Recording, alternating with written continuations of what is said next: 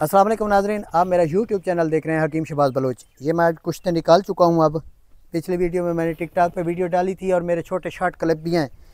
तो सबसे पहले जो कैंसर की दवाई, जो कहते थे कैंसर ला इलाज है, HIV ला इलाज है, एड्स ला इलाज है, ये मेरे कुश्ते पूरी दुनिया में लूहा मनवा चुके हैं।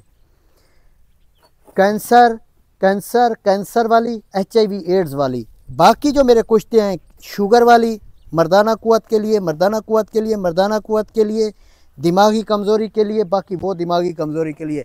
कुश्ता है मरजान, कुश्ता है याकूत, कुश्ता है ज़मुर्द, ये मेरे निकल चुके हैं। आज मैं तैयार कर चुका हूँ। तो उसके बाद कैंसर, जो ख़ासुल ख़ास कैंसर, फालिज, लकवा, राशा, उसके लिए मुजर्रब नुस्खे मैंने, जो मेरे यूट्यूब में आप देख चुके हैं, तो मुजर्रब जो नुस्खे थे वो आए।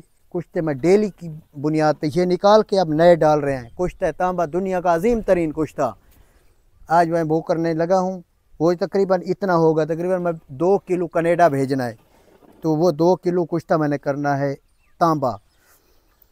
तो उसकी भी वीडियोस मेरी यूट्यूब में पहले काफ़ी हैं। अगर आप कमेंट्स में कहेंगे तो दोबारा भी मैं पूरा प्रैक्टिकली करके आप लोगों को दिखा दूँगा।